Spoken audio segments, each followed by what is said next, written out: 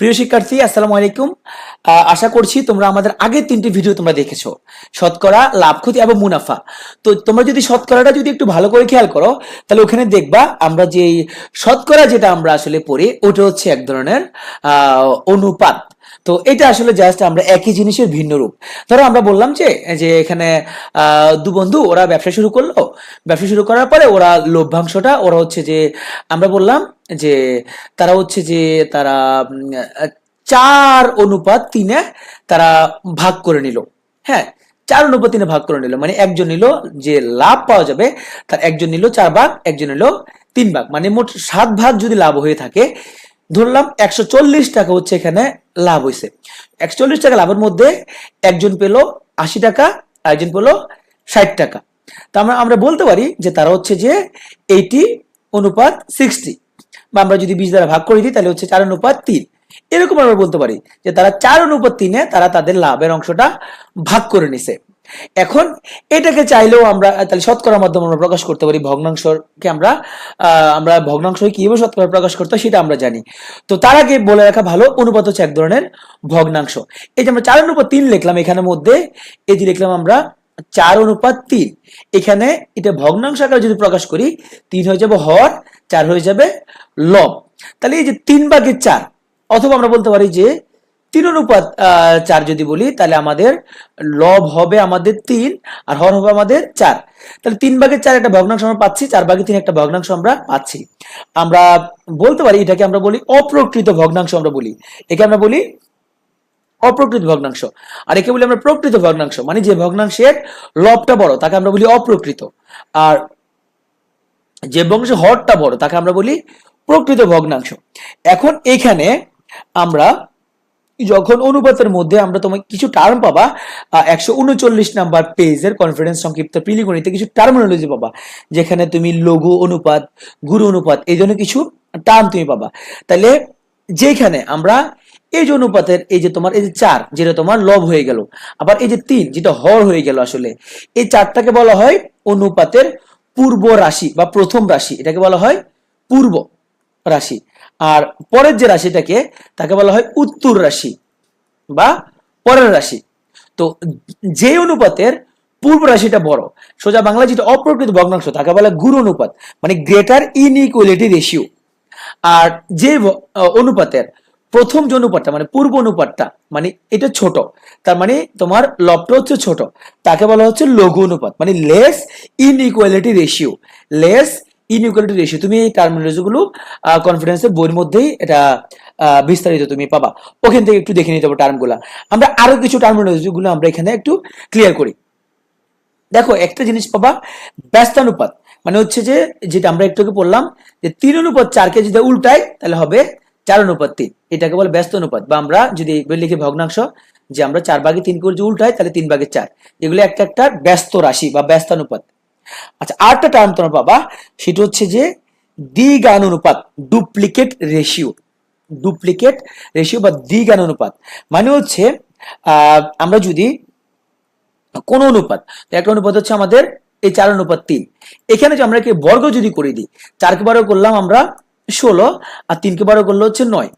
এই 16:9 এটাকে বলা হয় 4:3 দ্বিগানুপাত। তা দ্বিগানুপাত যেহেতু থাকবে তাহলে দ্বিগুণের উল্টা তো থাকবে। উল্টাটা কিরকম জিনিসটা, ধরো থাকলো এরকম যে 64:36, তাহলে আমরা যদি তোমার 64কে যদি আমরা যদি বর্গমূল যদি করি, আমরা একে যদি আমরা যদি বর্গমূল যদি করি তাহলে পাবো আমরা 8:6।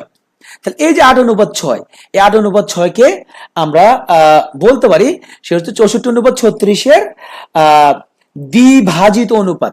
এটাকে আমরা বলবো দ্বিভাজিত অনুপাত অথবা সাব ডুপ্লিকেট রেশিও। টার্মগুলো একটু ক্লিয়ার থাকলে তাহলে তুমি পরবর্তীতে আমরা যখন অঙ্কগুলো করবো তাহলে তোমার জন্য এটা বুঝতে সুবিধা হবে। আচ্ছা, এখন ধরো আমরা বিভিন্ন রকম অনুপাত, ধরো একটা অনুপাত হচ্ছে যে 5:4, একটা অনুপাত, একটা অনুপাত 3:7, একটা অনুপাত 8:5, এখানে 3টে অনুপাত। তাহলে এগুলো প্রথম সবগুলোর কি আছে, তোমার প্রথম রাশি বা পূর্ব রাশি আছে, সবগুলোর আবার উত্তর রাশিও আছে। তাহলে প্রথম রাশিগুলো 5, 3 এবং 8, তাহলে 3 5 15, এবং আমাদের 8 15 হচ্ছে 120। তাহলে এখানে প্রথম তিনটার গুণফল 120, পরের তিনটা মানে আমাদের উত্তর রাশি, তাহলে 4 সাথে 28 এবং আমাদের 5 28 140। তাহলে এই যে প্রথম রাশি এবং দ্বিতীয় রাশিগুলোর যদি গুণফল যদি নেই, যে অনুপাতটা পাওয়া যায় তাকে বলা হয় মিশ্র অনুপাত। আচ্ছা, এই টার্মগুলো যদি ক্লিয়ার হয়, এখন আমরা এবার যেটা করবো এটা হচ্ছে সমানুপাত। আমরা যখন সমানুপাত আসলে কি জিনিস? সমানুপাত মানে হচ্ছে, ধরো তুমি দুটো রাশি নিলা, একটা হচ্ছে 25:10। আচ্ছা, 25:10কে তুমি ছোট করে ফেললে কি হয়? এটা হয়ে যায় তোমার 5:2। আবার 25:10 যে কথা আসলে যে 50:20 একই কথা। তাহলে 25:10 যে কথা, 50:20 যে কথা, 5:2 হলো সব একই কথা। এদেরকে বলা হয়, এরা আসলে পরস্পরের, এরা আসলে সমানুপাত, বা যাকে বলা হচ্ছে যে প্রপোর্শন। হ্যাঁ, এখন আমরা এই ধরনের সমানুপাত গুলো হচ্ছে যে আমরা এটা এখানের মধ্যে কিছু সূত্র বা কিছু টার্ম আমরা এখানের মধ্যে যদি দেখো তাহলে খেয়াল করবা। তাহলে আমাদের এই যে 25:10 মধ্যে আমাদের এটা আমরা বাদ দিই, তাহলে এখানে আমাদের প্রথম রাশি অনুপাত দ্বিতীয় রাশি, অনুপাত দ্বিতীয় রাশি মানে সোজা কথা 5:2 ইকুয়াল টু হচ্ছে এদের ক্ষেত্রে একই কথা, মানে এদের ক্ষেত্রে এর তৃতীয় রাশি অনুপাত চতুর্থ রাশি। হ্যাঁ, মানে তোমার এখানে প্রথম রাশি অনুপাত দ্বিতীয় রাশি রেজাল্ট যা আসবে, তোমার তৃতীয় রাশি অনুপাত চতুর্থ রাশিও তোমার রেজাল্ট তাই আসবে। এখন এই সকল ক্ষেত্রে আমরা যদি তিনটা রাশি যদি জানি, আমি ধরো প্রথম রাশি জানি, দ্বিতীয় রাশি জানি, তৃতীয় রাশি জানি, তুমি তাহলে চতুর্থ রাশিটা বের করে ফেলতে পারবা। আবার তুমি যদি এখানের মধ্যে চতুর্থ, দ্বিতীয়, তৃতীয় এটা জানলা, তাহলে তুমি তৃতীয় রাশিটা ইজিলি বের করে ফেলতে পারবা। এই হচ্ছে সমানুপাতের এখানের মধ্যে একটা সুবিধা। আরেকটা জিনিস আমরা জানি, সেটা হলো ক্রমিক সমানুপাতি। এটা কি জিনিস আসলে? ক্রমিক সমানুপাতি হচ্ছে, ধরো এরকম যদি কিছু থাকে যে এ অনুপাত বি ইকুয়াল টু হচ্ছে তোমার বি অনুপাত সি, এই ধরনের ক্ষেত্রে, বা আমরা যদি এটাকে ধরো, আমরা যদি এটাকে এক্সাম্পল দেই, তাহলে আমরা যদি বলি যে 4:8 ইকুয়াল টু আসবে 8:16। হ্যাঁ, তাহলে এটাকে বলা হচ্ছে ক্রমিক সমানুপাতি। যে দেখো এখানের মধ্যে এটা কত, এটা হচ্ছে আমাদের 1:, এটা যদি ভাঙো 4 দ্বারা ভাগ করলে 1:2 আসে, তাই না? আর এটা করলে কত, আমরা যদি এটাকে যদি তোমার এখানেও এটা আমাদের কিন্তু 1:2 হয়।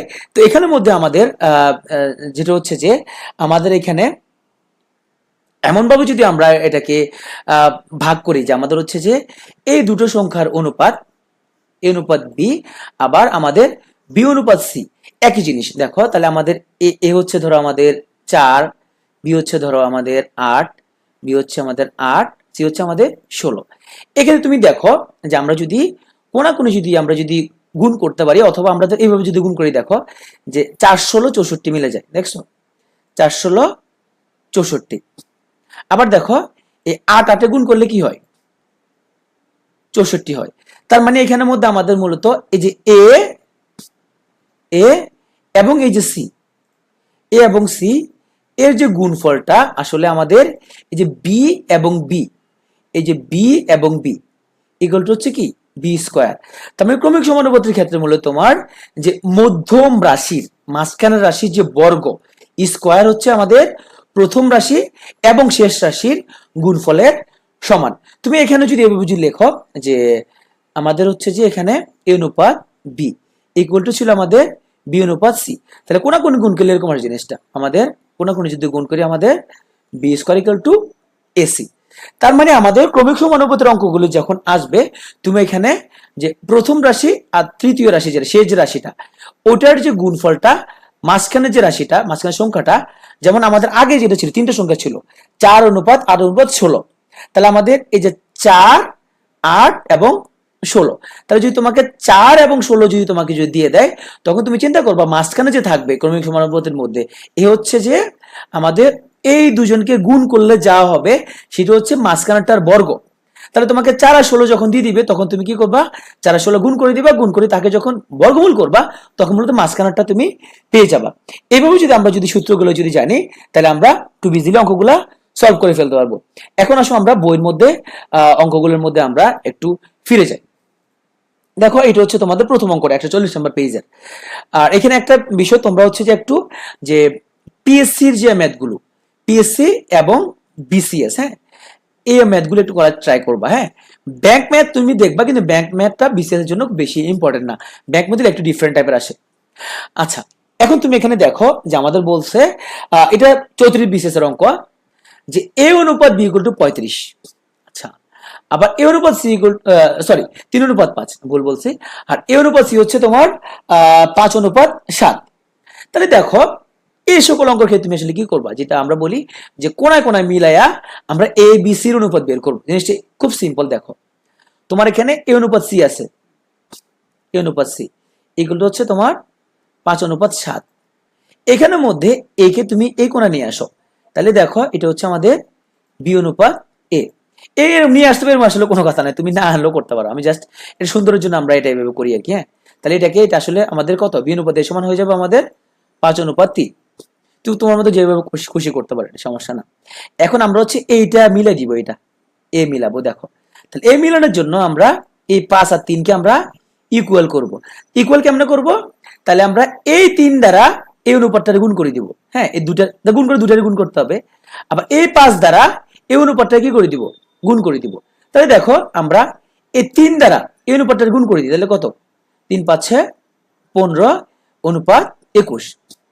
আবার দেখো এই 5 দ্বারা আমি এই অনুপাতটা গুণ করে দিচ্ছি, তাহলে কত হয় আমাদের, 5 5 25 এবং 3 5 15। তাহলে আমি এই 3 দ্বারা 5 কে গুণ করছি, 5 দ্বারা 3 কে গুণ করছি, সেই জন্য আমাদের এই কোনা কোনা কি হয়ে গেল, আমাদের ইকুয়াল হয়ে গেল। তাহলে এখান থেকে আমার এই 25 হচ্ছে কি বি, তাই না? তাহলে আমাদের বি অনুপাত এ অনুপাত সি ইকুয়াল টু পাচ্ছি আমি, বি ইকুয়াল টু কত পাচ্ছি, 25 অনুপাত এ ইকুয়াল টু, দেখো এই যে এ ইকুয়াল টু পাচ্ছি আমি কত, 15 অনুপাত সি ইকুয়াল টু পাচ্ছি কত, আমি 21। তাহলে আমাদের বি এ এবং সি তিনটার মান আমরা পেয়ে গেলাম। তাহলে এখানে তোমার কি হলো, যদি বলে তাহলে এ অনুপাত সি বের করো, তাহলে তুমি পারতে এ অনুপাত সি হচ্ছে এত। যদি বলে তোমার বি অনুপাত সি সমান করো, তাহলে তুমি যে বি অনুপাত সি সমান হচ্ছে যে এত, 25 অনুপাত 21। তোমাকে যদি বলে যে সি অনুপাত বি সমান কত, তাহলে তুমি এখানের মধ্যে 21 অনুপাত 25, মানে তুমি এইভাবে যে কোনো কিছু করে ফেলতে পারবা। তুমি জাস্ট কোনা কোনা এখানের মধ্যে মিলাই দিবা। তুমি বলবো ভাই এমনি এমনি না, এমনি করছেন কেন, এটা আমি এইভাবে করতে পারতাম। হ্যাঁ, তুমি এভাবে করতে পারতা। তুমি এখানের মধ্যে ধরো তোমার হচ্ছে যে এ অনুপাত বি সমান ইকুয়াল টু হচ্ছে 3 অনুপাত 5 এবং এ অনুপাত সি সমান হচ্ছে যে 5 অনুপাত 7। তাহলে তুমি এমনি করে দাও, এই যে মিলাও, এইভাবে মিলাও। তাহলে এখানের মধ্যে একে 5 দ্বারা গুণ করে যা হয় লেখো, এই 3 দ্বারা গুণ করে যা হয় লেখো, মানে একভাবে করলে হয়েছে। জিনিসটা জাস্ট আমরা সৌন্দর্যের জন্য, সাজানোর জন্য হচ্ছে আমরা ওইভাবে করছি আর কি। এরকম করতে হবে, এই ধরনের কোনো মানে স্বতঃসিদ্ধ কোনো নিয়ম নাই, তুমি অঙ্ক যেভাবে মিলাতে পারো। আচ্ছা দেখো 3 এবং 4 এটা চতুর্থ সমানুপাতিটা বের করতে বলছে আসলে। তার মানে হচ্ছে এটা এমন একটা অনুপাত যেখানে তোমার 3 এবং 9 এর যে অনুপাত ইকুয়াল টু হচ্ছে তোমার 4 এবং বাকি যে সংখ্যাটা যার অনুপাত, ওটা হচ্ছে তোমার এখানের মধ্যে সমানুপাতিটা। তাহলে তুমি যদি এখানে যদি কোনা কোনো যদি গুণ করো, তাহলে কি হবে এখানের মধ্যে, যে 3d ইকুয়াল টু হচ্ছে তোমার 4 9 36, তার ডি ইকুয়াল টু হচ্ছে কি 12। এই ধরনের অঙ্কগুলোর ক্ষেত্রে মনে রাখবা, তুমি আসলে এটা কোনো অঙ্ক না করে তুমি আসলে এটা করে ফেলতে পারবা। এটা কিভাবে, কারণ তুমি জানো যে আমার যদি 4টা সংখ্যা আছে, 3 9 4 আর চতুর্থটা আমরা জানি না, সবসময় যেটা হবে এখানে যে এই দুটার গুণফল সবসময় হবে মাঝখানে দুটো গুণফলের সমান। তাহলে আমরা এই দুটো গুণফল জানি না, মাঝখানে দুটো গুণফল কত, 4 9 36, 4 9 কত 36। তাইলে এই 3 লগে এখানের মধ্যে কত দিলে গুণফলটা 36 হবে, 12 দিলে 3 বার 36, তাহলে এখানে হবে কি 12। এই ধরনের অঙ্কগুলো তুমি চাইলে মুখে মুখে কোনো রকমের কোনো হিসাব নিকাশ ছাড়াই তুমি মুখে মুখে চাইলে করে ফেলতে পারো, এবং এইভাবে করলে তোমার হচ্ছে যে 4-5 সেকেন্ডের মধ্যে একটা অঙ্ক মিলে ফেলতে পারবা। আচ্ছা, এখন এই অঙ্কটা আমরা তোমাকে দেখাইছিলাম যে মিশ্রণ উপরটা আসলে বের করছি কিভাবে করবা। তাহলে এখানের মধ্যে এই 5 7 আর 3 এর গুণফল অনুপাত 18 2 এবং 6 এর গুণফল, যদি গুণফল বের করে দাও তাহলে এখানের মধ্যে মিশ্র অনুপাতটা বের হয়ে যাবে। তাহলে আমরা করি, তাহলে আমার 5, 7 এবং 3, তাহলে 5 সাথে আমার হচ্ছে যে 35 এবং 35 ইন্টু 3 হচ্ছে 105, 105 অনুপাত আমার হচ্ছে যে 18 দুগুণে 36, 36 এবং 6 হচ্ছে 216, এই হয়ে গেলাম অনুপাত। এখন এখানে তুমি এমসিকিউ দেখে তুমি এখানের মধ্যে এটাকে ছোটখাটো করে নিতে পারবে। 3 দ্বারা ভাগ করলে এখানে থাকবে হলো 35 অনুপাত 72। হ্যাঁ, তাহলে এইভাবে তুমি অঙ্কটা খুব দ্রুত করে ফেলতে পারবা। আচ্ছা, এই অঙ্কটা আসো, তাহলে আমরা একটু আগে যেটা করলাম চতুর্থ সমানুপাতিক, তাহলে আমরা এখানের মধ্যে এটা কোন হিসাব নিকাশ ছাড়াই করতে পারি। কিভাবে? আমরা এই দুটো মাঝখানের সংখ্যা, তাহলে এটা হলো 2000, 40 ইন্টু 50 কত? 2000। তাহলে 10 এর লগে কত গুণ করলে তোমার 2000 হইতো? 10 এর লগে যদি তুমি 200 গুণ করো তাহলে সেখানে কি হবে? 2000 মিলে যাবে। তাহলে চতুর্থ সমানুপাতি হবে 2000। তুমি চাইলে ম্যানুয়ালি জিনিসটা করতে পারো। আচ্ছা, বলছে 7 এবং 17 এর মধ্যাহ্ন সমানুপাতি কত? মানে আমরা যে ক্রমিক সমানুপাতি করলাম সেটা, মানে 7 আছে, মাঝখানের সংখ্যা আছে একটা অনুপাত এবং 17। তাহলে আমরা এই ক্ষেত্রে আমরা কি জানি? আমরা জানি যে কোণার দুজনকে যদি গুণ করি মাঝখানাটার কি পাবো? মাঝখানাটার বর্গ পাবো। তো মাঝখানাটা যদি হয় b, তার মানে আমরা এই 7 আর 17 যদি আমরা যদি গুণ করি তাহলে আমরা কি পাবো? b স্কয়ার আমরা পাবো। তার b এর মান হবে বেসিক্যালি 7 এবং 17 গুণফলের রুট। তো 7 আর 17 যদি তুমি যদি গুণ করো তাহলে হচ্ছে কত? 119। তাহলে 119 এর বর্গমূল যত, এটা আনসারটাও তত। তাহলে এই ধরনের অঙ্কের ক্ষেত্রে তুমি আসলে কোন হিসাব নিকাশ করা ছাড়াই তুমি জাস্ট সিম্পলি তুমি এইভাবে ছোটখাটো করে হিসাব করে তুমি এইভাবে করে ফেলতে পারো। আচ্ছা, এখন আমরা একটু গুরুত্বপূর্ণ আমরা অঙ্ক করব, যেটা হচ্ছে যে অনুপাত থেকে পৃথক পৃথক পরিমাণ আসলে কেমনে বের করা হয়। এই ধরনের অঙ্ক পরীক্ষা আসতে পারে। অঙ্কটা খুবই সিম্পল। এক্ষেত্রে যেটা করতে হবে তোমার এখানে যে অনুপাতগুলো একটু তুমি মনোযোগ দিয়ে খেয়াল করতে হবে, মুখে মুখে তুমি অঙ্কগুলো করে ফেলতে পারবা। দেখো যে বলছে যে আমাদের এখানে পনির আর তপন, তাহলে আমাদের আমরা লিখলাম যে পনির আর তপন ইকুয়াল টু হচ্ছে তোমার 4:3। আবার তপন ও রবিন, তাহলে এখানে মধ্যে বলছে তপন অনুপাত রবিন ইকুয়াল টু হচ্ছে 5:4। আচ্ছা, এখন আমরা যদি বের করে ফেলতে পারি যে পনির, তপন, রবিন এই তিনজন কত, এটা বের করে ফেলতে পারলে মনে কাহিনী মূলত শেষ। তাহলে তপন তপন কোনাকুনি মিলাস, তপন তপন তাহলে মিলাও। তাহলে এই যে 5 আর 3 তুমি মিলাও। তাহলে 5 আর 3 মিলানোর জন্য কি করব? আমরা এইটাকে পুরোটাকে 5 দ্বারা গুণ করে দিব। তাহলে 4 5 আমাদের 20 ইন্টু 3 5 হচ্ছে যে 15। আর এই যে অনুপাতটা 5:4 পুরোটাকে আমরা 3 দ্বারা গুণ করে দিব। তাহলে আমাদের 3 5 15 ইন্টু 3 4 কি 12। তাহলে এখান থেকে 15 হচ্ছে কত? 20। তাহলে আমরা বলতে পারি আমাদের 15 হচ্ছে কত? 20। এই 15 কি হচ্ছে? তপন। এই তপন হচ্ছে 15। তাহলে আমাদের তপন হচ্ছে 15 আর 12 হচ্ছে কি? রবিন। 12 হচ্ছে আমাদের রবিন।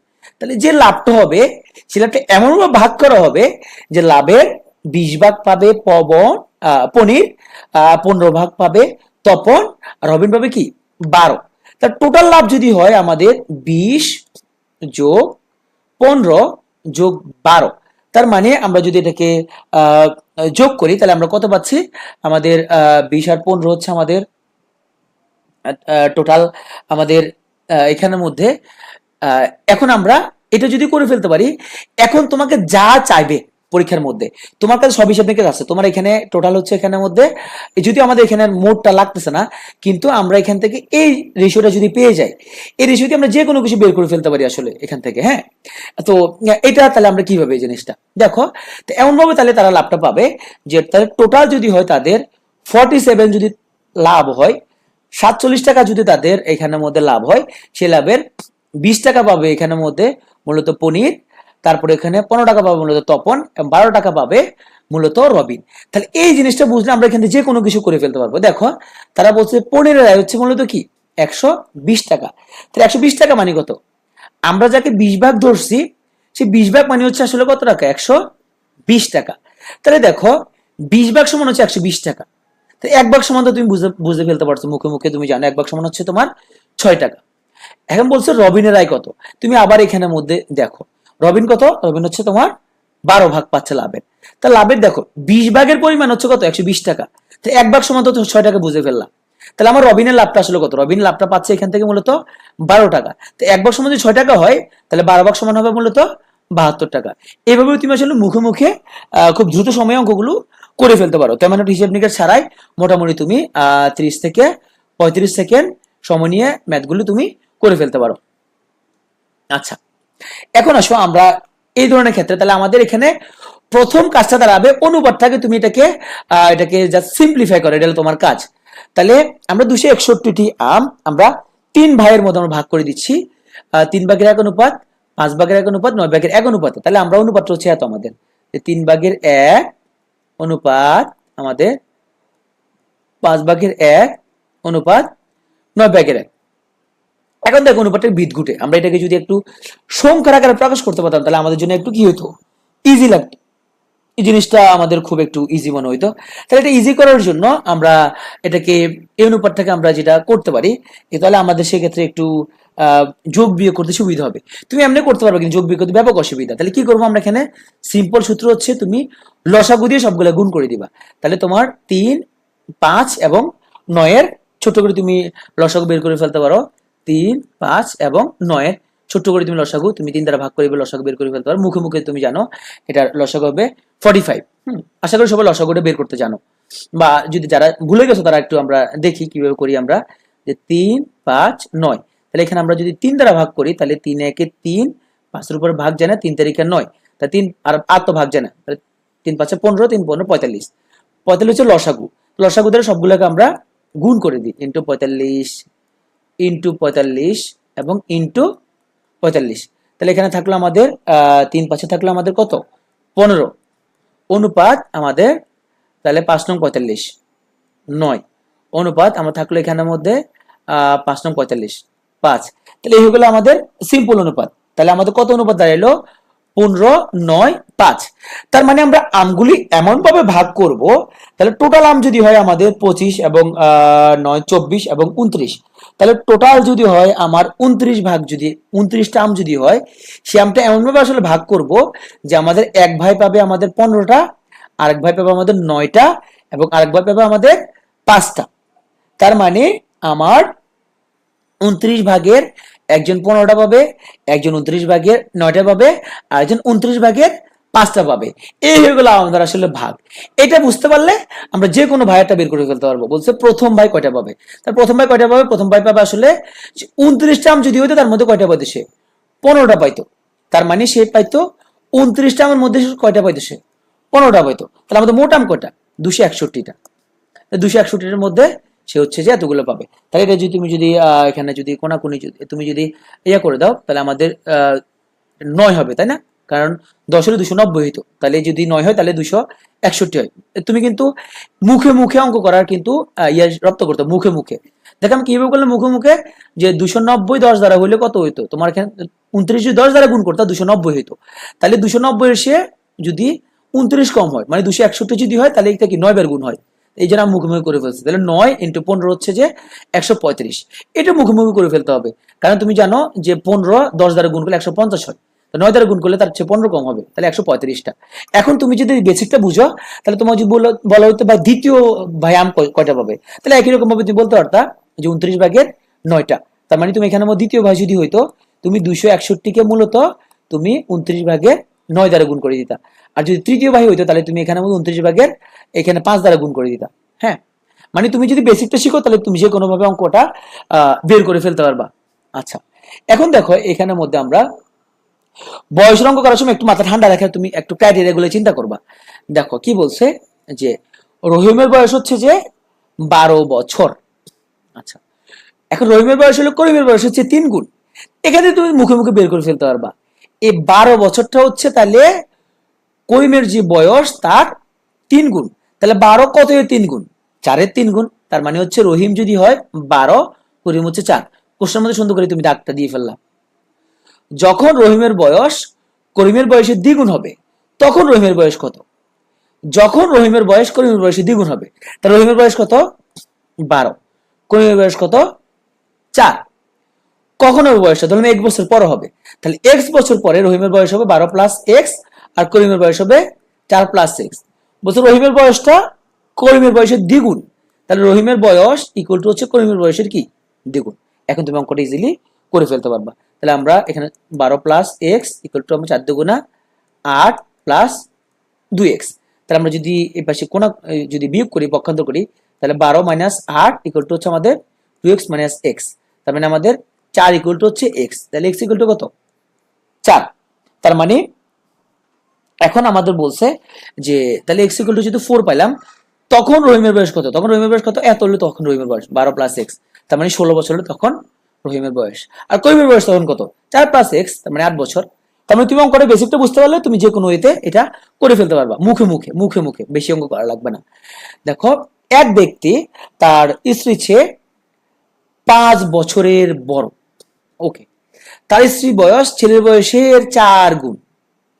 5 বছর পর ছেলের বয়স 12 বছর হলো, ওই ব্যক্তির বয়স কত?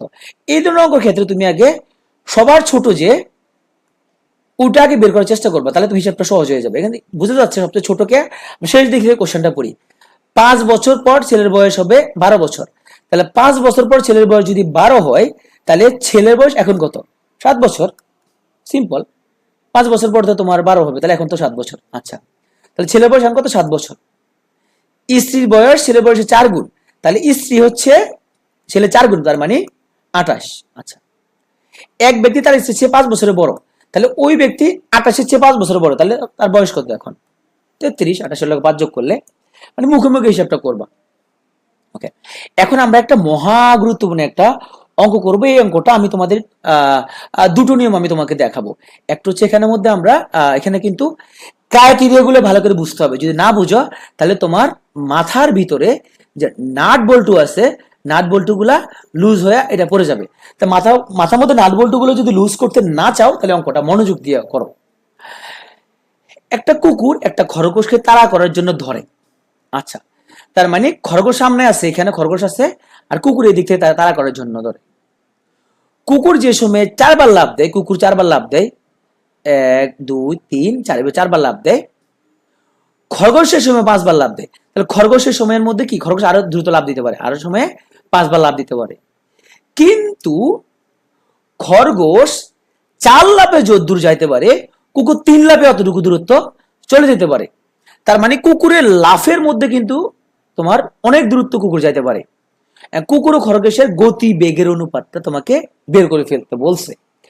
এখন তুমি যদি গতি বেগের অনুপাত যদি তুমি আসলে বের করো, আমরা জানি যে গতি বেগ মানে কি? গতি বেগ মানে হচ্ছে একটা নির্দিষ্ট একটা সময়ে বা একক সময়ে যে দূরত্ব অতিক্রম করে তাকেই তো বলা হচ্ছে বেগ, তাই না?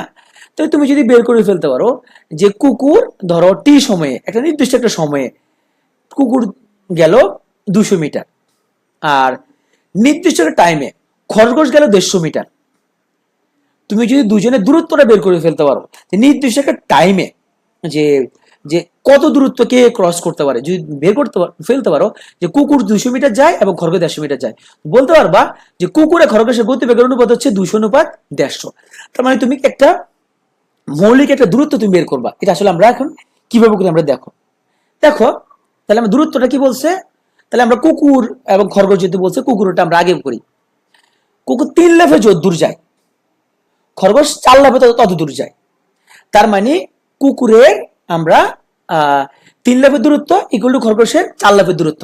আচ্ছা, এখন আমরা যেহেতু একটা নির্দিষ্ট টাইমের মধ্যে দূরত্ব বের করবো, তা টাইমটা কই বের করা? টাইমটা দেয় এই জায়গায়, দেয় টাইমটা, যে নির্দিষ্ট টাইমটা হলো এই সময়ের মধ্যে, মানে ইকুয়াল টাইম কোথায় দেয়? প্রথম সূত্রের মধ্যে ইকুয়াল টাইম দিচ্ছে। দেখো, দ্বিতীয়টাকে দূরত্বর কথা বলছে, যে কত দূর, কয় লাফে কত দূর যায়, টাইমের কোনো কথা বলে নাই।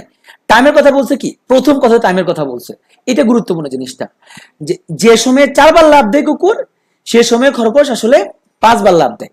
তাইলে আমরা কুকুরের 4 লাফ দিতে যে দূরত্ব যায়, ও দূরত্ব আসলে খরগোশ যায় মূলত সে কয়টা লাফের মধ্যে যায়, সে তত যায় 5 লাফের দূরত্ব। তাহলে আমরা কুকুরের 4 লাফের দূরত্বটা আমরা বের করে ফেলার ট্রাই করি, একটু দেখো।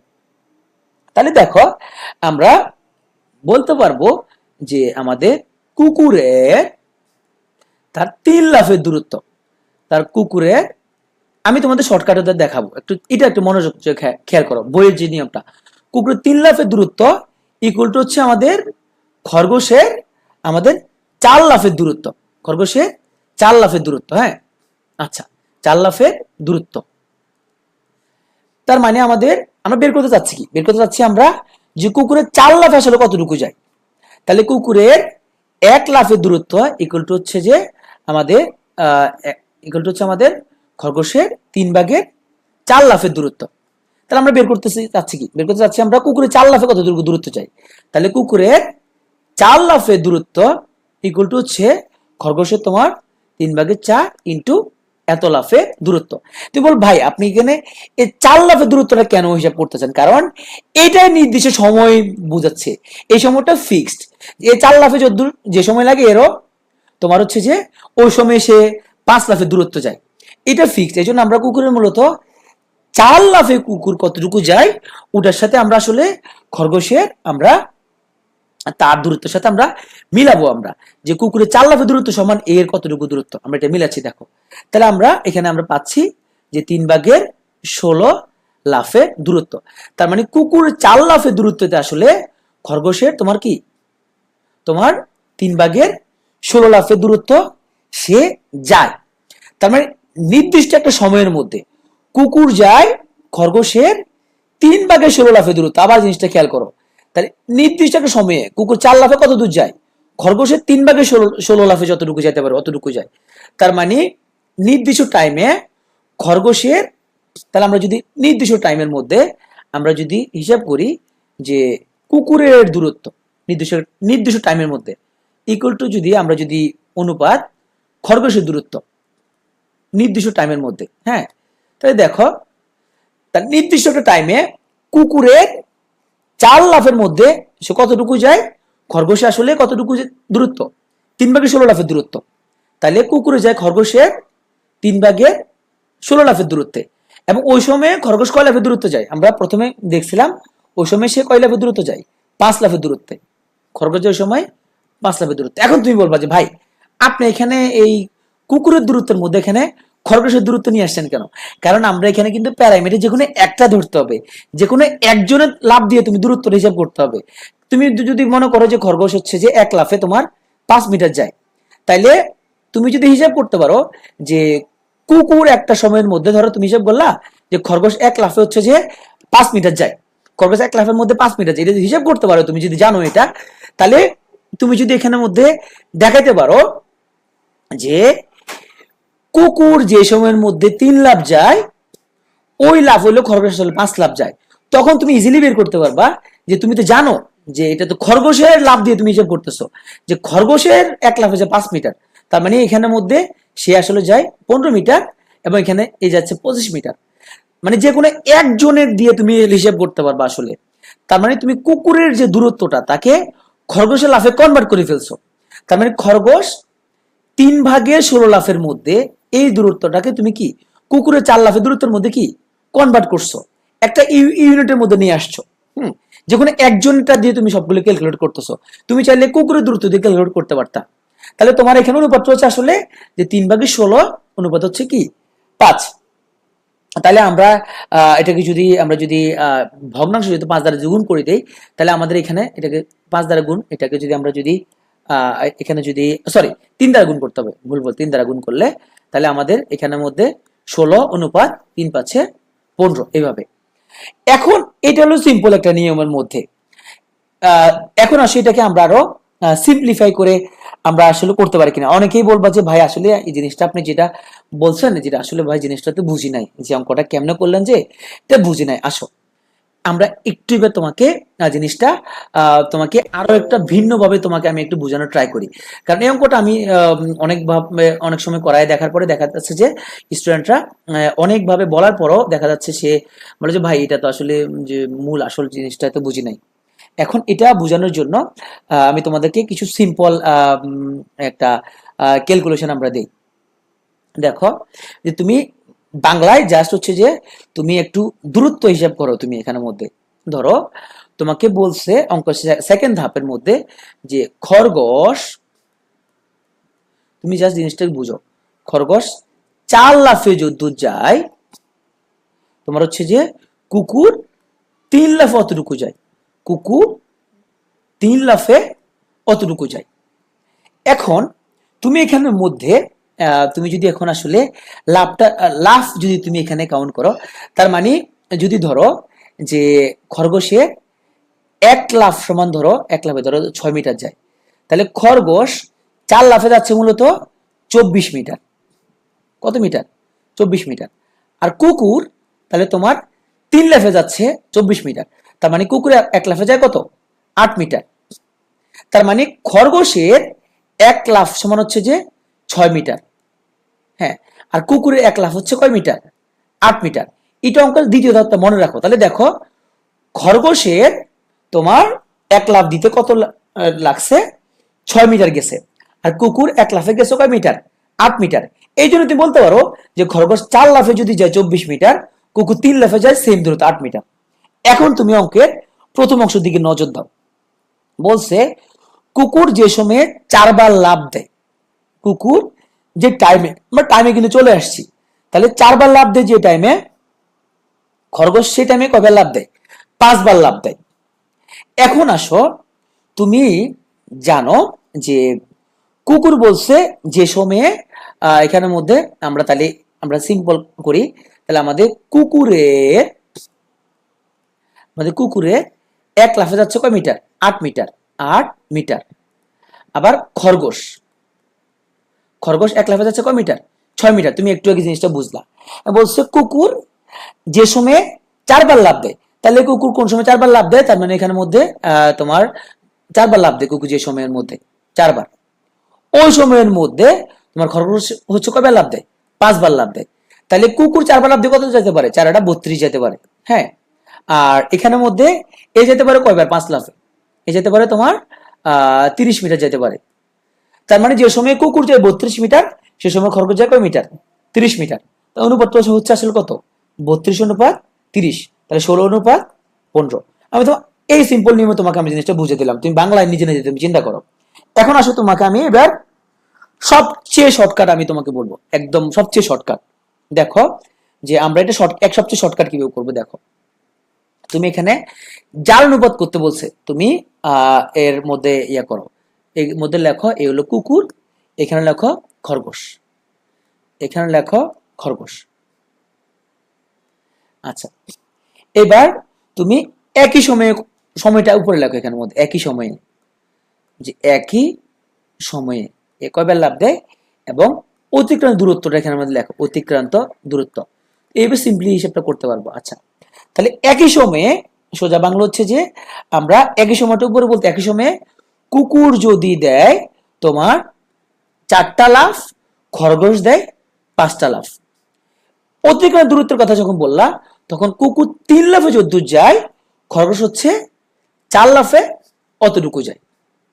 এখন অনুপাত যখন বের করতে বলবে, তুমি জাস্ট হচ্ছে এটা হচ্ছে যে কোনাকুনি গুণ করে দিবা।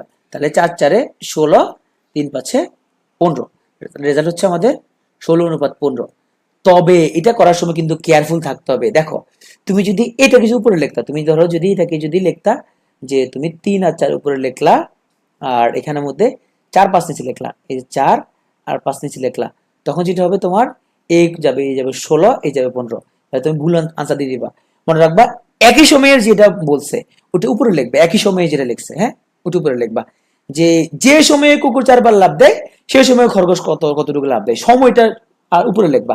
সময়টা উপরে না লিখলে তুমি এখানের মধ্যে অনুপাতটা জাস্ট উল্টো আনসার দিয়ে আসবা। তুমি একদম সুন্দর করে নাচতে নাচতে পরীক্ষার হল থেকে আসবা, আসলে তুমি ভুল আনসার দিয়ে আসছো। ওকে, তো এখন আসো আমরা এবার আমরা যে অঙ্কটা করবো, এটা হচ্ছে যে তোমার চতুর্ভুজ, ত্রিভুজ, এই ধরনের অনেক কিছু তুমি পাবা। যে তুমি জাস্ট এখানে বেসিক জিনিসটা খেয়াল রাখতে হবে। চতুর্ভুজ বললে চতুর্ভুজ 4 কোণের সমষ্টি 360°, ত্রিভুজ বললে 3 কোণের সমষ্টি 180°, এই জিনিসগুলো মনে রাখতে হবে। দেখো, চতুর্ভুজের 4 কোণের অনুপাত বলছে 1, 2, 2, 3। হ্যাঁ, বৃহত্তম কোণের পরিমাণ কত? তো বৃহত্তম কোণ হলো 3। তার মানে হচ্ছে এমন একটা, এটা মুখে মুখে করে ফেলবো আসো। তার মানে এমন একটা কোণ যেখানে মধ্যে তোমার 3 এ 2 এ 5 সবগুলো যোগ করে ফেলো। 3 এ 2 এ 5, 5 এ 2 হচ্ছে যে 7, 7 এ 2 8। তার মানে 8 ভাগের মধ্যে 1 ভাগ হলো প্রথম কোণ, 8 ভাগের 2 ভাগ দ্বিতীয় কোণ, 8 ভাগের 2 ভাগ তৃতীয় কোণ, 8 ভাগের 3 ভাগ হচ্ছে কি? চতুর্থ কোণ। মানে বৃহত্তম কোণটা 8 ভাগের 3। যে তুমি জানো যে 4 কোণ সমান কত? 4 কোণ সমান হচ্ছে 360। তার মানে বৃহত্তম কোণটা যদি 8 ভাগের 3 ভাগ হইতো, তাই তো? তাহলে 360 এর মধ্যে কত হইতো? তাহলে এখানের মধ্যে আমার যদি এখানে আমরা যদি যদি আমরা কোনাকুনি যদি আমরা যদি ভাগ করে দিই এভাবে, পাচ্ছি কত? 45, তাই না? তাহলে 3×45 হচ্ছে 135। এবার তুমি মুখোমুখি জিনিসটা করে ফেলতে পারো, তোমার কোনো এক্স টেক্স এত কিছু ধরার কিছু নাই, তুমি সবগুলো যোগ করে চিন্তা করবা যে কোনটা বের করতে বলছে। তার টোটাল 8 মধ্যে হচ্ছে 3, তাহলে হচ্ছে 8 ভাগের মধ্যে এলো 3, তাহলে 360 ভাগের মধ্যে সে কত। এবার তুমি সিম্পলি অঙ্কটা কোনো রকমের যোগ বিয়োগ গুণ ভাগ ক্যালকুলেশন করা ছাড়াই তুমি বের করে ফেলতে পারবা। আচ্ছা, এটা আসো তাহলে আমাদের, তাহলে বলছে 3 7 10 যোগ করে দাও, তাহলে এখানের মধ্যে কত 17 এবং 20, তাহলে 20 ভাগের মধ্যে একটা হলো 20 ভাগে 3 ভাগ, একটা হবে 20 ভাগে 7 ভাগ, একটা হবে 20 ভাগে 10 ভাগ। তাহলে 20 ভাগের মধ্যে সে 3 ভাগ হইলে 60 ভাগের মধ্যে সে কত, 20 ভাগের মধ্যে 7 ভাগ হইলে সে 60 ভাগের মধ্যে কত, এখানের মধ্যে সে 60 ভাগের মধ্যে কত। এবার তুমি কোনাকুনি যদি করে দাও তাহলে এখানে পাচ্ছ তুমি 9, এখানে পাচ্ছ তুমি যদি হয়, এখানে যদি হয় আমাদের 3 3 7 21, এখানে 3 করলে আমাদের 3 তারিখে 30, 330। হ্যাঁ, এইভাবে তুমি অঙ্কগুলো খুব দ্রুত করে ফেলতে পারবা। এটা দেখো, তাহলে আমরা আগের যেটা আমরা এতক্ষণ তোমাদেরকে আমি যে তোমাদের শর্টকাটটা বলছিলাম, তাহলে দেখো এখানে লেখো করিম, লেখো করিম, এখানে লেখো রহিম, এখানে লেখো রহিম। আবার মনে করে যে তুমি সময়টা উপরে লিখবা, সময়টা। তাহলে দেখো যে সময়ে করিম 7 বার লাভ দেয়, 7 বার লাভ দেয়, রহিম ওই সময়ে 8 বার লাভ দেয়। এইবার পরটা লিখবা তুমি দূরত্ব, অবশ্যই সময় উপরে লিখবা, নাহলে কিন্তু মিলাতে পারবা না। তাহলে রহিম 5 পদক্ষেপে যতদূর যায়, রহিম 5 পদক্ষেপে যতদূর যায়, করিম 4 পদক্ষেপে ততদূর যায়। হ্যাঁ, এবার অনুপাত কত, তাহলে এই অনুপাত কত, 5 7 35, 35 4 32, তাহলে অনুপাত হচ্ছে 35 অনুপাত 32। তুমি যদি এই 4 5 উপরে লেখো তাহলে জাস্ট তুমি রেজাল্টটা তুমি উল্টো একটা রেজাল্ট করে দিয়ে তুমি আস্তে আস্তে বাড়ি আসবা, কারণ পিএসসি এমনটা করবে, ওরা 35 অনুপাত 32 রাখবে অঙ্কের মধ্যে অনুপাত, 32 অনুপাত 35 এটাও রাখবে। তুমি সুন্দর করে এটা দেখাই দিয়া তুমি সুন্দর করে নাস্তা নাস্তা বাসায় চলে আসবা, আসলে তুমি অঙ্কটা কি ভুল দিছো। তাহলে এই ধরনের ইয়া করা যাবে না। এখন আসো আমরা মহা ইম্পর্টেন্ট মিশ্রণের অনুপাত, তোমাদেরকে আমরা 2 নম্বরে শেখাবো, দুধের সাথে পানি কেমনে মিক্স করতে হয়, এইটা 2 নাম্বার জিনিস আমরা শেখাবো। হ্যাঁ, এইটা আমি তোমাকে ভিন্ন ভিন্ন ভাবে করাবো, মূল নিয়মে দেখাবো, শর্টকাট দেখাবো, কনফিডেন্স নিয়ম দেখাবো, তোমার যেমনি খুশি তুমি এমনি করো। আচ্ছা, প্রথমে আসো আমরা মূল নিয়মটা বোঝার চেষ্টা করি। কোনো শর্টকাট প্রথমে করা যাবে না, প্রথমে নো শর্টকাট, প্রথম অঙ্কটা বুঝতে হবে আগে, নাহলে তুমি পরে আটকে যাবা পরে। তাহলে দেখো তামা মিশ্রিত সোনার গ্রহণাঙ্ক ওজন হচ্ছে কত, 16 গ্রাম। তাহলে সোনা আর তামা হচ্ছে 3 ভাগের 1, তার মানে তোমার মোট যদি হয় 4, সে 4-এর মধ্যে 3 ভাগ হচ্ছে সোনা, 1 ভাগ হচ্ছে তামা। তাহলে 16 গ্রামের মধ্যে তোমার 16 গ্রামের মধ্যে সোনা হচ্ছে কত, 4 ভাগে 3 ভাগ, আর 16 গ্রামের মধ্যে তামা হচ্ছে তোমার 4 ভাগের 1 ভাগ। মূল অঙ্কটা আগে বোঝার চেষ্টা করো। তাহলে কাটাকাটি করলে তোমার হচ্ছে 4 3 4 12, তাহলে গোল্ড হচ্ছে তোমার 12, আর তোমার হচ্ছে যে তামা হচ্ছে কি 4। তাহলে এই 16-র মধ্যে তোমার গোল্ড হচ্ছে 12 এবং তামা হচ্ছে 4। এখন বলছে এতে কি পরিমাণ সোনা মেশালে অনুপাত 4:1 হবে। তাহলে দেখো এই যে 12 যে সোনার যে অনুপাতটা সে হইতে হবে 4, আর এখানের মধ্যে তোমার এই 4টা হইতে হবে কত অনুপাত হবে, 1 হইতে হবে এটা। তাহলে বলছে এখানের মধ্যে তুমি এই যে সোনার মধ্যে এই যে 12 এর সাথে তুমি কি মিশালে, ধরো তুমি এক্স মিশাবা, এর সাথে তুমি এমন ভাবে তুমি মিশাবা যাতে করে তোমার এই যে মিশ্রণটা, এই যে তুমি যে মিশাচ্ছ জিনিসটা, এই মিশ্রণটার মধ্যে এ তোমার আগের যে 12-র সাথে তুমি যদি কিছু সোনা আমরা মিশাইলা, যাতে অনুপাতটা কত হয়, এটা হয়ে 4 এবং এই 4 সমান হচ্ছে কত 1। এখন এইটা তোমাকে আমি যদি এখন তুমি এখান থেকে যদি তোমাকে আমি সিম্পল যদি আমি ক্যালকুলেশন যদি তোমাকে আমি করতে বলি, তাইলে তুমি মূল নিয়মটা আগে চিন্তা করো এখানের মধ্যে। হ্যাঁ, দেখো তুমি যে মূল নিয়মে যে চিন্তা করো, দেখো তাহলে এখানের মধ্যে এই যে অনুপাতটা এই যে 1 মানে হচ্ছে এটার 4 গুণ, তাই না? তা নিশ্চয় এই 4-এরও কি হবে, এই 4 গুণ সমান এত হবে, কারণ এগুলো কিন্তু কি তোমার এখানে তুমি যদি দুটো কম্পেয়ার করো, তাহলে এই এই 4 হয়ে গেল তোমার 1, তাহলে এত হয়ে গেল তোমার 4, কিন্তু তুমি ছোট থেকে যদি বড়র দিকে যাও তাহলে তোমার জন্য সুবিধা হবে জিনিসটা আসলে। তাহলে 1 কনভার্ট হয়ে যদি 4 হয়, তাহলে এই 4 কনভার্ট হয়ে নিশ্চয়ই এত সমান কত হয়েছে, 16 হয়েছে। তার মানে এই যে 12 প্লাস x সমান নিশ্চয়ই কত 16, তার মানে তোমার এই 12 প্লাস x এটা সমান নিশ্চয় 16। তাহলে x সমান হচ্ছে, তুমি যদি পক্ষান্তর করো তাহলে তোমার 16 - 12 = 4। এখন এটা ছিল তোমার একেবারেই বেসিক। এখন এখানে তোমাকে আমি আরেকটু জিনিসটা ক্লিয়ার করে দিই। তুমি এই ধরনের অঙ্কগুলোর ক্ষেত্রে তুমি এখানের মধ্যে আসলে এটা 4 হয়ে যাওয়াতে তোমার এটা একটু ইজি মনে হচ্ছে। আমি এটাকে তোমার আরেকটা অঙ্ক মধ্যে ব্যাখ্যা করি, এটা তোমাকে আমি ব্যাখ্যা করি, তাহলে তুমি এটা জিনিসটা ইজিলি বুঝতে পারবা। তুমি এখানের মধ্যে এই অঙ্কগুলোর ক্ষেত্রে তুমি এখানে যে মূল নিয়মটা তুমি কিভাবে করবা, এবং তোমাকে আমি পরে তোমাদেরকে আমি দেখাবো যে কিভাবে কনফিডেন্সের যে ওরা যে সংক্ষিপ্ত যে জিনিসটা করলো সেটা আসলে ওরা কিভাবে করছে। দেখো তুমি সুন্দর করে যেটা করবা সেখানের মধ্যে তুমি লিখে ফেলো ছোট্ট করে খাতার মধ্যে। তোমার এখানের মধ্যে সোনা এবং তামা হলো 5 অনুপাত তোমার হচ্ছে যে 3। তাহলে দেখো তোমার হচ্ছে যে এখানে তুমি যদি চিন্তা করো তাহলে এই হলো তোমার সোনা, এই হলো তোমার তামা, তামা, হ্যাঁ। তাহলে দেখো তোমার সোনা হচ্ছে কত 5, তামা হচ্ছে তোমার কত 3। এখন দেখো তাহলে তোমার এখানের মধ্যে এই দুটো যোগ করলো কত, যোগ করলো হচ্ছে 8। তাহলে এই 8 ভাগের মধ্যে 8 ভাগের মধ্যে তোমার 5 ভাগ হচ্ছে সোনা, তামা হচ্ছে কয় ভাগ 3 ভাগ। তাহলে এই 8 ভাগ মানে কত, 8 ভাগ মানে পুরা 40 গ্রাম। এই 8 ভাগ মানে পুরো কত 40, 8 মানে পুরো 40। তাহলে তোমার হচ্ছে যে 8 মানে 40 হয়, তাহলে 1 ভাগ মানে কত, তাহলে 1 ভাগ মানে হচ্ছে কত 5। তাহলে 1 ভাগ যদি 5 হয় তাহলে তোমার হচ্ছে যে এখানে 1 ভাগ সমান হচ্ছে যে 5। তাহলে আমার এই 5 ভাগ সমান হচ্ছে কত 25, আর 3 ভাগ সমান হচ্ছে যে 15। তার মানে আমি দেখো কি সিম্পল হিসাবটা করে ফেললাম যে আমার যদি 5:3 যদি হয়, আমার যদি সোনা এবং তামা যদি হয় 5:3, তাহলে দুজন যোগ করলে হচ্ছে 8। তা 8-এর মধ্যে সোনা হচ্ছে 5, তামা হচ্ছে আসলে 3। তো এই 8 ভাগ মানে কত, 8 ভাগ মানে পুরো 40 ভাগটা হচ্ছে কত, টোটালে 8 ভাগ পুরোটা 40 ভাগ, তাই না? 40 হচ্ছে আসলে আমার 8। তাহলে 8 মানে যদি হয় 40, তাহলে 1 ভাগ মানে কত 5। তো 1 ভাগ মানে সমান যদি 5 হয় তাহলে 5 ভাগ সমান হচ্ছে 25, আর 3 ভাগ সমান হচ্ছে যে 15। তাহলে 40-এর মধ্যে আমার 25 হচ্ছে সোনা আর তামা হচ্ছে কত 15। এটা তাহলে তুমি সিম্পলি এটা 5-6 সেকেন্ডে তুমি করে ফেলতে পারলা। আচ্ছা, এবার তুমি সেকেন্ড এখানের মধ্যে লেখো। দেখো কি পরিমাণ সোনা মিশালে, তাহলে তোমার এখানের মধ্যে এই যে 25, এই 25-এর মধ্যে তুমি সোনা মিশাচ্ছে ধরো x। আচ্ছা, তামার সাথে কিন্তু তুমি কোনো কিছু মিশানো হয়, তাহলে তামা 15 ভাগটা কি থেকে গেল, তামা 15 ভাগ তোমার থেকে গেল। তামা 15 ভাগ নিয়ে তোমার কোনো কাজ নাই। বলছে তোমার অনুপাতটা 7:3 হবে। তার মানে এই জায়গাটা হবে 7, এই জায়গাটা হবে কত তোমার 3। এখন এখান থেকে তুমি সিম্পলি এবার তুমি চিন্তা করে দেখো, তাহলে তোমার এই সবগুলোর মধ্যে তুমি যে হিসাব করছো যে 8 ভাগ সমান যদি তোমার 40 হয়, 1 ভাগ সমান তোমার হচ্ছে যে 5, এখানে তোমার হিসাব করে তাহলে তোমার হচ্ছে যে এই 15 হচ্ছে তোমার 3, তাই না? এই আমার তামার যে 15 ভাগটা সে আসলে অনুপাতে কনভার্ট হচ্ছে কত 3।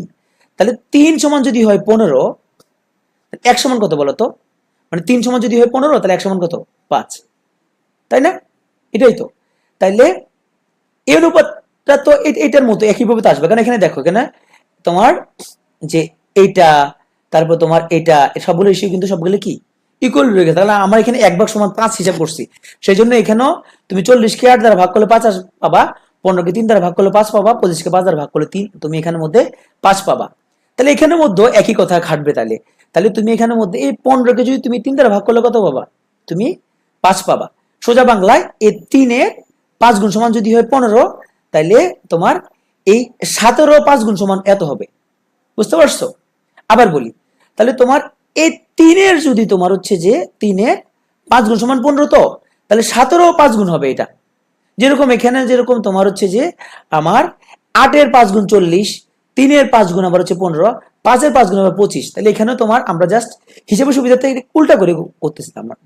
3-এর 5 গুণ হচ্ছে কত এখানের মধ্যে 15, এটা নট ন্যাচারালি 5 গুণ হবে, এটা অন্য কিছু হতে 6 গুণ হতে পারতো, এখানে 18 থাকলে 6 গুণ হতে আর কি।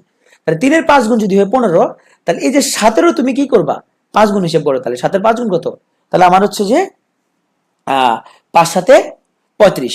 তাহলে আমার এই 25 প্লাস x সমান হচ্ছে কত 35। তাহলে আমার এই 25 প্লাস x সমান যদি হয় 35, তাহলে আমার x সমান হচ্ছে যে আমরা যদি বিয়োগ করে দিই তাহলে হচ্ছে 10। এটা হচ্ছে মূল নিয়ম। এইভাবে করলে তোমার এতটুকু করতে লাগবে তোমার সবচেয়ে 8 সেকেন্ড, এটা করতে লাগবে তোমার ধরো 10 সেকেন্ড, এগুলো 18 সেকেন্ড, সব মিলে আরো 7 সেকেন্ড হিসেব করি, 25 সেকেন্ডে তুমি অঙ্কটা করে ফেলতে পারবা।